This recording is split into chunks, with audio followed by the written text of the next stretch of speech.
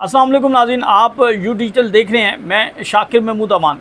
हमने आपको ये ख़बर दी थी कि भारत के अंदर जो है वो रजीम चेंज होने जा रहा है। मोदी के ख़िलाफ़ जो है वो अपोजिशन जमातें तो सरापा एहतजाज थी ही, अब जो है वो उनकी साथ जो अलाई हैं, जो उनके साथ गवर्नमेंट के अंदर शामिल जमातें हैं, वो भी अब मोदी पर अदम एतमाद का इजहार कर रही हैं। दूसरी जानिब भारत जो है वो सफ़ारती सतह पर बिल्कुल तन्हाई का शिकार हो चुका है। वो पाक भारत जंग के बाद भारत की जानिब से जो मुख्तलिफ़ ममालिक में वफूद भेजे गए, वहाँ पर उनको जो पजीराई ना मिल सकी, वहाँ पर जो उन्हें जग हसाई का सामना करना पड़ा। और उसके बाद अब G7 इजलास की जो कहानी है वो भी सामने आ चुकी है कि किस तरह मोदी को सफ़ारती तौर पर तन्हाई का जो है वो सामना करना पड़ा है। ख़ास तौर पर नरेंद्र मोदी की जानिब से कोशिश की गई कि वो G7 इजलास में या उससे पहले किसी तरह भी ट्रंप के साथ मुलाकात हो सके, लेकिन वो मुलाकात नहीं हो सकी। वो मुलाकात क्यों ना हो सकी? ट्रंप के ऊपर जो अदम एतमाद किया गया, जो ट्रंप के ऊपर भारत के अंदर तनकीद की गई, और ट्रंप ये बार बार ये कह चुके हैं कि उनकी मदाखलत की वजह से उन्होंने नरेंद्र मोदी को कहा, नरेंद्र मोदी ने उन्हें राब्ता किया था और उसके बाद उन्होंने ये किरदार अदा किया। और उसके बाद जब उन पर तनकीद शुरू हुई तो ट्रंप जो हैं वो भी अब नाराज़ दिखाई देते हैं। यानी ट्रंप जो है वो अपनी तकरीर कर रहे थे, और जब ये देखा, जब ये मालूम हुआ कि नरेंद्र मोदी आ रहे हैं, तो वो अपना तकरीर जो है अधूरी छोड़कर, इजलास छोड़कर जो है वो चले गए। यानी वो नरेंद्र मोदी का सामना भी नहीं करना चाहते कि वो सामने आ जाए तो मुरव्वतन जो है वो सलाम लेना पड़ सकता है, मुस्कुरा कर बात करनी पड़ सकती है। तो इस हद तक जो है वो ट्रंप और अमेरिका जो है वो नरेंद्र मोदी से नाराज़ हो चुका है। दूसरी जानिब G7 की का जो कार्रवाई है, उसमें जो सबसे अहम चीज़ है, क्योंकि ये इजलास कनाडा में मुनक्किद किया जा रहा है, और इस इजलास के मुनक्किद होने के बाद कनाडा के अंदर जो खालिस्तान तहरीक सिख कम्युनिटी है वो गम व गुस्से का इजहार कर रही है। और जिस तरह एहतजाज किए गए हैं, हज़ारों की तादाद में जो सिख कम्युनिटी है वो एहतजाज के लिए बाहर निकली है। नरेंद्र मोदी के पुतले जलाए जा रहे हैं, नरेंद्र मोदी की तस्वीर को जूते मारे जा रहे हैं। यानी इस तरह गम व गुस्से का इजहार किया जा रहा है। और इसकी बुनियादी वजह यह है कि नरेंद्र मोदी ने भारत के अंदर लिसानी तबकात, लिसानी तौर पर जो है उसको हवा दी। वो हिंदुत्व का नारा लगाता रहा, और जितने भी मुसलमान और सिख बरादरी है उनको साइड लाइन करने के लिए जो है उसके इक़दाम हैं। यानी उस वहाँ पर जो ज़राअत है उसको सबसे पहले उसने नुकसान पहुँचाया, जिस पर पूरी सिख बरादरी जो है, पंजाब के जितने भी सिख थे, पंजाब के लोग थे, वो सरापा एहतजाज बने।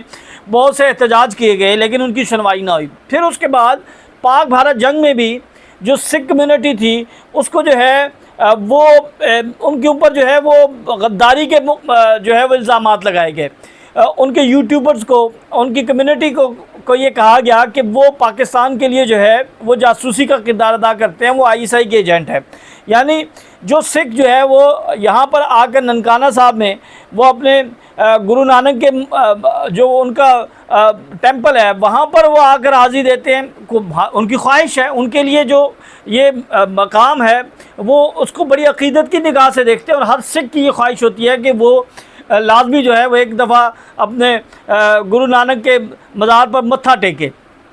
तो यहाँ पर जो सिख आते हैं उन पर यह इल्ज़ाम लगा दिया जाता है कि वो जो है वो पाकिस्तान के लिए जासूसी कर रहे हैं, वो खालिस्तान की तहरीक जो है उसके लिए जो है वो कुछ साजिशें कर रहे हैं। तो इस बुनियाद पर भी जो है वो एक गम गुस्से की लहर है सिख कम्युनिटी में।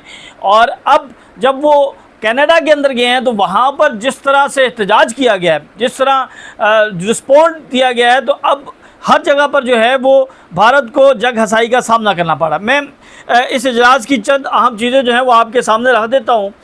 यानी इस इजलास में मीडिया ने भी इजलास की कवरेज के दौरान भारत का नाम और परचम जो है वो मंजर से गायब रखा है। G7 इजलास में भारत को इस जारहाना रवैये के पेश नज़र सामने नहीं लाया गया। इजलास में भारतीय वज़ीर-ए-आज़म को मदऊ करना सिर्फ एक रस्मी कार्रवाई थी। इससे कबल मोदी की कोशिशों के बावजूद अमेरिकी सदर ट्रंप से मुलाकात नहीं हो सकी है, जबकि मोदी का भारत को बैनुल-अक़वामी सतह पर तनहा करने पर भारत के अंदर से आवाज़ें उठ रही हैं। उसकी वजह क्या है कि ऑल इंडिया तृणमूल कांग्रेस के रहनुमा जवाहिर सरकार ने मोदी को आड़े हाथों लिया है। उनका ये कहना है कि मोदी पहुंचे ही थे कि ट्रंप इजलास छोड़कर रवाना हो गए, ये महज इत्तफाक नहीं लगता। ट्रंप की जानिब से मुलाकात से इनकार पर मोदी और भारतीय मीडिया में शदीद मायूसी जो है वो छा चुकी है। भारतीय मीडिया ने ट्रंप के पाक भारत जंग बंदी के फैसले को तस्लीम न करते हुए सख्त रद्द-ए-अमल दिया था, जबकि ट्रंप की अदम दिलचस्पी और मुलाकात से इनकार ने आलमी सतह पर मोदी की सियासी साख को मज़ीद कमज़ोर किया। देखिए, ट्रंप की जानिब से जो एक्शन दिखाए गए हैं, जो एक मैसेज दिया गया, तो उससे जो मोदी का किरदार है और मोदी की जो साख है वो मज़ीद कमज़ोर हुई है। तो आने वाले दिनों में आप देखेंगे कि मोदी के इस्तीफ़े का मुतालबा ज़ोर पकड़ेगा। उसकी क्या वजह है? एक तो इजलास होने जा रहा है, जो पार्लियामेंट का इजलास है, जुलाई से अगस्त के दौरान ये इजलास होगा। इस इजलास के अंदर आप ये देखेंगे कि मोदी के रिज़ाइन या मोदी के इस्तीफ़े के मुतालबे के आपको जो है वो बाज़ सुनाई देगी, और आने वाले दिनों में ये चीज़ें जो हैं और ज़्यादा तेज़ी के साथ सामने आएंगी। और दूसरी जानिब नाज़रीन, ईरान और इसराइल की जंग की हम जो है वो बात करते हैं, और ख़ास तौर पर जो ईरान का जौहरी प्रोग्राम है, इसके ऊपर अक़वाम मुत्तहिदा की जानिब से जो है वो एक रिपोर्ट सामने आई है। अक़वाम मुत्तहिदा की रिपोर्ट में ये कहा गया है कि जो इसराइल ने हमला किया है जौहरी तंसीबात पर ईरान की, तो वो हमला कामयाब हुआ। अब बैरूनी सरफेस में तो वो हमला जो है वो कामयाबी के साथ हुआ, जबकि जो इंटरनल था उसको कोई नुकसान तो नहीं पहुंचा, और जो ताबकारी का अमल है वो नहीं हुआ, लेकिन चीज़ें जो हैं वो बड़ी तेज़ी के साथ तब्दील हो रही हैं। इस रिपोर्ट के मुताबिक जो अक़वाम मुत्तहिदा का जौहरी निगरान इदारा है IAEA, इसने जो है वो तस्दीक की है मंगल के रोज़। उन्होंने कहा है कि ये ईरान की जो न्यूक्लियर कॉम्प्लेक्स है, इस पर जो हालिया फ़िज़ाई हमले किए गए, ज़ेर ज़मीन यूरेनियम अफज़दगी प्लांट को बराह रास्त निशाना जो है वो बनाया गया। और इब्तदाई जायज़े में जो रिपोर्ट दी गई है उसमें ये कहा गया है कि सिर्फ ज़मीनी सतह पर कायम पायलट प्लांट तबाह हुआ, जबकि ज़ेर ज़मीन तनसीब को बराह रास्त नुकसान नहीं पहुँचा। IAEA के सरबराह राफेल ग्रोसी ने पीर के रोज़ कहा था कि अगरचा ज़ेर ज़मीन प्लांट को बराह रास्त निशाना नहीं बनाया गया, ताहम वहाँ नस्ब सेंट्रीफ्यूजेस को बिजली की तरसील के निज़ाम पर हमले के नतीजे में शदीद नुकसान पहुँचने का कवी इम्कान है। जबकि सोशल मीडिया एक्स पर जो रिपोर्ट शाया की गई, जो बयान दिया गया, उसमें कहा गया है कि जुमे के रोज़ होने वाले हमले के बाद हासिल करदा हाई रेजोल्यूशन सेटेलाइट तस्वीर के मुसलसल तजिए की बुनियाद पर IAEA ने ऐसे इजाफी शवाहिद की निशानदेही की है जो कि नंतर में ज़ेर ज़मीन अफज़दगी हॉल पर बराह रास्त हमले की तस्दीक करते हैं। रिपोर्ट के मुताबिक ईरान के दीगर दो बड़े जौहरी मराकज़ यानी अस्फ़हान और फ़र्दो में किसी किस्म की तब्दीली या नुकसान की इत्तला नहीं मिली। ईरान के पासदारान इनकलाब के मुताबिक उन्होंने मंगल को तिल अबीब में इसराइल की गैर मुल्की इंटेलिजेंस सर्विस मोसाद के एक मरकज़ को निशाना बनाया।